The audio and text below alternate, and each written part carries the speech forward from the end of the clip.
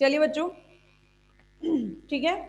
तो हम क्या बात कर रहे थे आपसे कि अगर वो रिंग आपकी एल्डिहाइड से बनी हुई है, अगर एल्डिहाइड ग्रुप का है, एल्डिहाइड ग्रुप के प्रोजेक्शन से अगर वो रिंग बनी हुई है, तो that ring is called as your pyran ring, ठीक है। और अगर वो रिंग किससे बनी हुई है, आपकी कीटो ग्रुप से बनी हुई है, यानी कि कीटो ग्रुप ने किसके साथ रिएक्ट किया है, आपके फोर्थ और फिफ्थ कार्बन के साथ अगर कीटो ग्रुप ने रिएक्ट किया है, तो that ring is called your furan ring.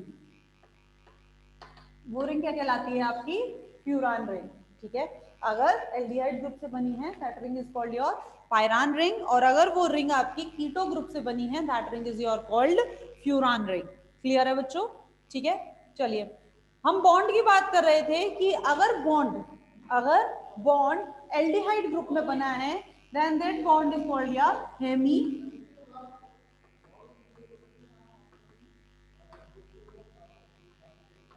एसिडल bond.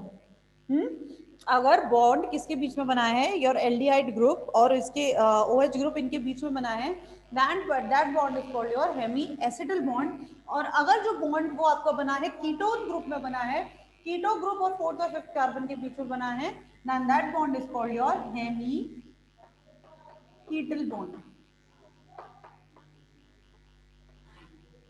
वो बॉन्ड क्या कहलाता है, आपका हेमी कीटल बॉन्ड। क्लियर है। तो बॉन्ड क्या कहलाता है, हेमी। कौन सा बॉन्ड होगा, अच्छा कौन सा बॉन्ड है, ये वाला, ये देखिए, ये रहा बॉन्ड, ये रहा बॉन्ड, फिफ्थ कार्बन और फर्स्ट कार्बन के ग्रुप्स के बीच में बनने वाला ये जो बॉन्ड है, ये क्या है, ये बेसिकली ये ऑक्सीजन ब्रिज है बच्चों।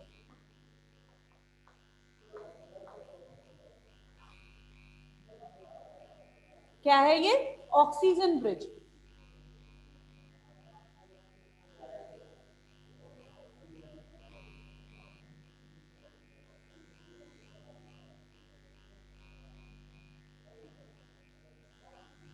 ठीक है, इसको क्या बोलेंगे हम, ऑक्सीजन ब्रिज। क्लियर। हम्म किसके, फिफ्थ कार्बन और फर्स्ट कार्बन के बीच में क्या है, ऑक्सीजन ब्रिज है। ऑक्सीजन ब्रिज की वजह से ये बना है। और ये जो बॉन्ड है, ये ही बॉन्ड क्या कहलाता है, अगर एल्डिहाइड ग्रुप से बना है, हेमी एसिडल बॉन्ड, और अगर कीटोन ग्रुप से बना है, देन दिस इज कॉल्ड और हेमी कीटल बॉन्ड। क्लियर। चलिए,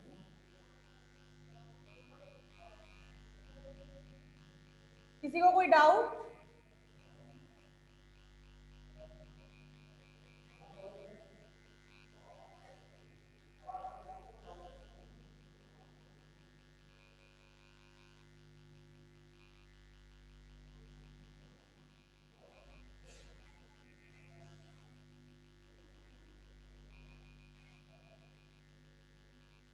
और इसका फॉर्मूला आपको पता ही है, आपने पेंटोस शुगर देखा ही है, देखा है ना। पेंटोस शुगर कौन कौन से, राइबोज और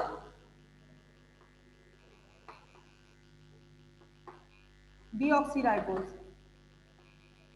देखिए ना सबने, राइबोज और डीऑक्सीराइबोज, ये क्या है, पेंटोस शुगर है। राइबोज कहाँ प्रेजेंट होता है, आपके RNA में, और डीऑक्सीराइबोज कहाँ प्रेजेंट है, आपके DNA में। क्लियर है बच्चों, what is that, pentose sugar. चलिए, अब बात करते हैं किसकी, ग्लाइकोसिडिक लिंकेज की। यहां तक आई एम श्योर सबको समझ में आ गया है।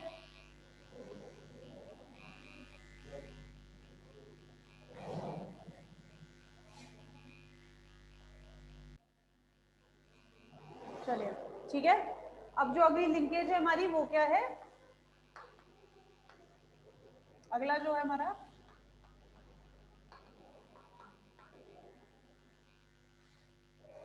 ग्लाइकोसिडिक लिंकेज, ठीक है।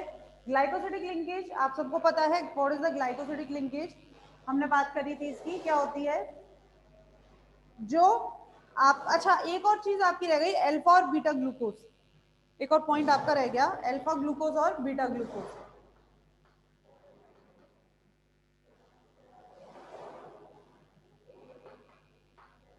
अल्फा ग्लूकोज और बीटा ग्लूकोज, अगर OH ग्रुप आपका किधर की तरफ प्रेजेंट है, हमने बात करी थी, OH ग्रुप हमने क्या बोला था, फर्स्ट कार्बन पर जब रिंग बनती है, तो आपके ओपन रिंग स्ट्रक्चर से कहा जाते हैं, वो फर्स्ट कार्बन पर आ जाते हैं। तो फर्स्ट कार्बन पर प्रेजेंट अगर जो OH ग्रुप है, ये इसकी पोजीशन के हिसाब से, इसकी पोजीशन के हिसाब से जो ग्रुप उसको बोलते हैं अल्फा ग्लूकोज, ऊपर है अल्फा ग्लूकोज, अगर OH नीचे है तो बीटा ग्लूकोज। क्लियर है? इस तरह से नाम दिया जाता है। तो मैं ये कहती हूँ कि ग्लूकोज भी कितने तरह के हो सकते हैं, दो हो सकते हैं, अल्फा ग्लूकोज और बीटा ग्लूकोज। अगर OH ग्रुप ऊपर की तरफ अटैच है then it is called alpha glucose, और OH ग्रुप अगर नीचे की तरफ अटैच है then it is called your beta glucose. ठीक है, ये इसके according to the OH group है।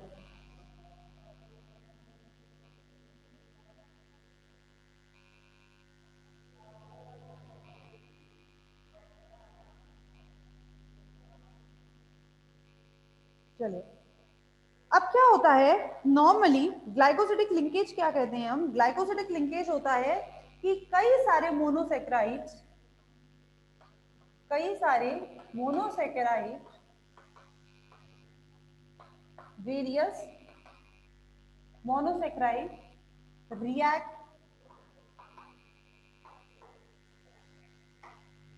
with each other, various type of monosaccharides react with each other, एक दूसरे के साथ क्या करते हैं बच्चों, रिएक्ट करते हैं। ठीक है, अब मैं बात कर रही हूँ, मान लो एक मोनोसेक्राइड, हम ये बात कर रहे हैं, हमारा ये एक मोनोसेक्राइड है, ठीक है, ये एक मोनोसेक्राइड है, यहाँ पर एक कार्बन है, अगर ये जो फर्स्ट कार्बन है, इस ये जो मोनोसेक्राइड है, इस मोनोसेक्राइड से कोई दूसरा मोनोसेक्राइड अगर रिएक्ट करता है, इस एक मोनोसेक्राइड से कोई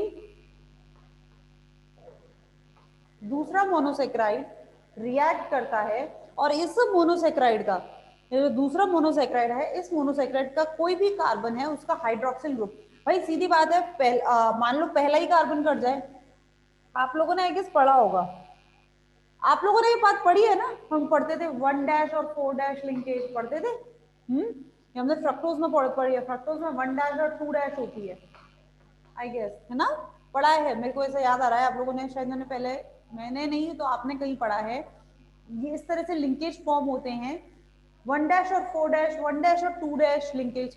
बेसिकली ये लिंकेज क्या है, these are the glycosidic linkage, यानी कि पहला जो कार्बन है, ये जो आपका, ये जो आपकी रिंग है, इस रिंग के फर्स्ट कार्बन से कोई दूसरे मोनोसेक्राइड का जो भी ग्रुप रिएक्ट करेगा, क्या रिएक्ट करता है, उस ग्रुप का OH ग्रुप।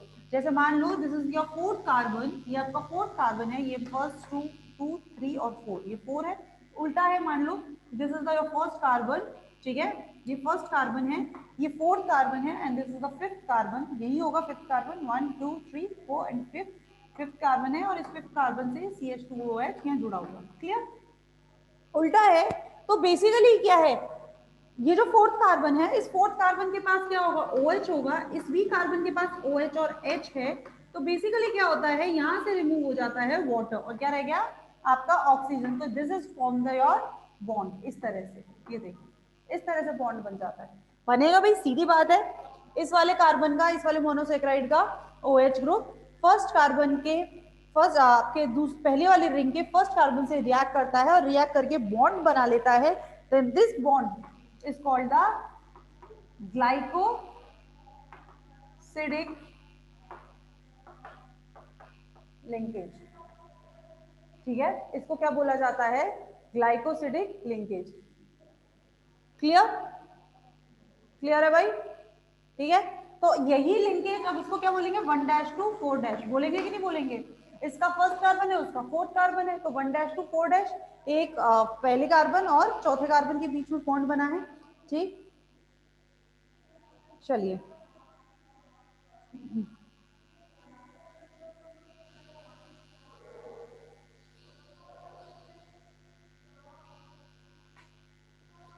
ओके, और इसी तरह से क्या बनते हैं, डाइसैक्राइड्स और polysaccharides,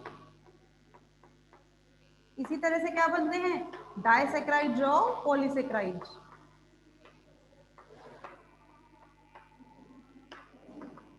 this is the monosaccharide, दो मोनोसेक्राइड आपस में जुड़े डाइसैक्राइड, कई मोनोसेक्राइड आपस में जुड़े पॉलीसैक्राइड, होगा कि नहीं होगा, हम कहते हैं 10 तक जुड़े ओलिगोसेक्राइड, 10 से ऊपर जुड़ गए पॉलीसेक्राइड, तो वही चीज है, दो जुड़ गए डाइसेक्राइड, और ज्यादा जुड़े ट्राइसेक्राइड, टेट्रा, पेंटा, हेक्सा, हेप्टा, ऑक्टा, बात करते हैं उसके बाद फिर उसके बाद डाइसेक ओलिगोसेक्राइड आ जाता है, ओलिगोसेक्राइड के बाद then it is called your polysaccharide, फिर वो सब क्या हो जाते हैं आपके पॉलीसेक्राइड हो जाते हैं। तो ये सब होते हैं आपके किसकी वजह से, due to the formation of the glycosidic linkage between the different type of the monosaccharide.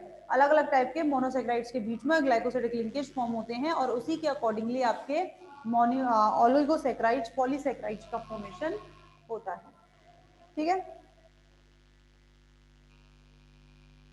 आप लोगों ने पढ़ा भी होगा, पढ़ा है स्टार्च, पढ़ा है ना, पढ़ा है सबने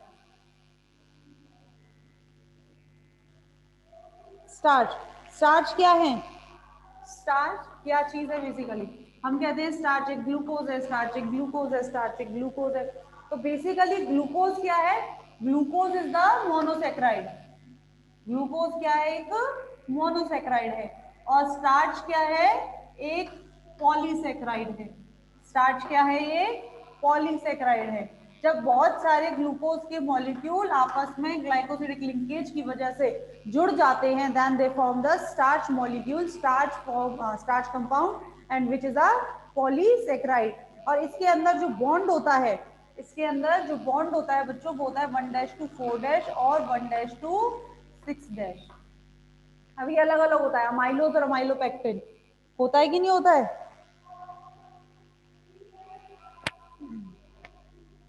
ठीक है, वो बात की बात है, वो शायद इतना आपको डिटेल में नहीं दे रखा है। ये होता है अमाइलोज और amylopectin, 1' to 4' is amylose and 1' to 6' is the amylopectin. ठीक है, दो अलग अलग कंपाउंड जिसके अंदर प्रेजेंट होते हैं, उतना डिटेल में बात नहीं करेंगे।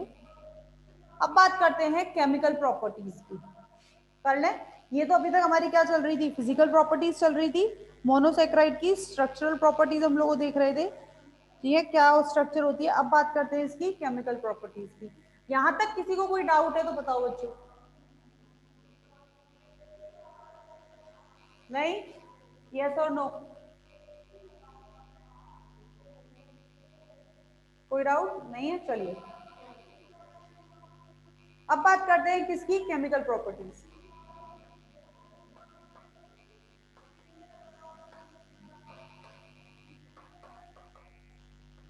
ठीक है, chemical properties of monosaccharide, monosaccharide की क्या केमिकल प्रॉपर्टीज हो सकती है।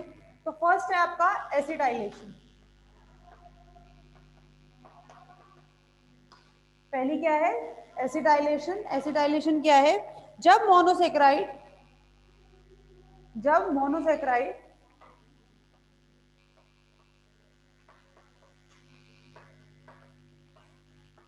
रिएक्ट करते हैं, जब मोनोसेक्राइड रिएक्ट करते हैं, जब मोनोसेक्राइड रिएक्ट करते हैं किसके साथ, एसिटिक एनहाइड्राइड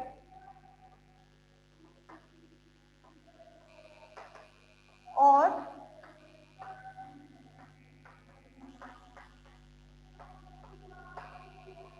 एसिटिक क्लोराइड। जब मोनोसेक्राइड रिएक्ट करते हैं एसिटिक एनहाइड्राइड और एसिटिक क्लोराइड के साथ में, किसकी प्रेजेंट में, जिंक क्लोराइड की प्रेजेंस में, in the presence of the zinc chloride, तो वो क्या बनाते हैं, दे form the penta acetyl derivatives.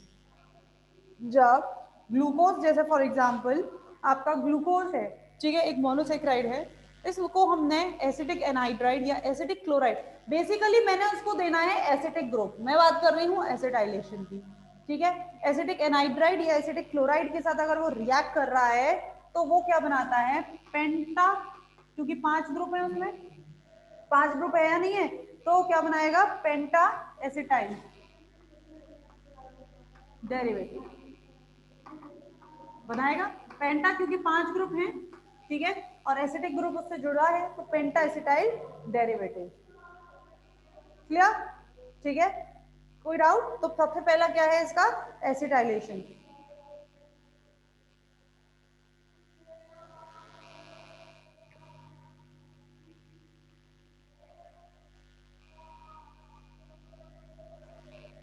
Basically बच्चों केमिकल प्रॉपर्टीज में हम इसकी जो केमिकल प्रॉपर्टीज पढ़ते हैं, इसकी जो केमिकल प्रॉपर्टीज हैं वो किसकी वजह से होती हैं, इसके एल्डिहाइड ग्रुप की वजह से, मोनोसेक्राइड की, मोनोसेक्राइड की जो केमिकल प्रॉपर्टीज होती है, ये केमिकल प्रॉपर्टीज किसकी वजह से होती हैं?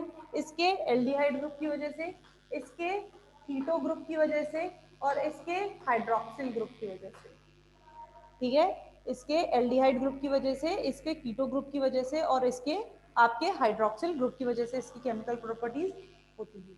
क्लियर? चलिए, तो आज हमने एसिडाइलेशन की बात करी थी, बाकी की इसी केमिकल प्रॉपर्टीज की कल बात करेंगे। तो जितना आपको कराया है प्लीज इसे घर जाके पढ़ लेना, क्योंकि ये ऐसा टॉपिक होता है बच्चे नहीं कर पाते हैं, क्योंकि पढ़ते नहीं है, क्योंकि थोड़ा सा ये याद रखने का सब्जेक्ट का टॉपिक होता है, इसमें थोड़ा हमें याद रखना पड़ता है। ठीक, तो उसको एक बार घर पे पढ़ लेना, कोई डाउट है तो कल बात कर लेना। ठीक है बच्चों, थैंक यू।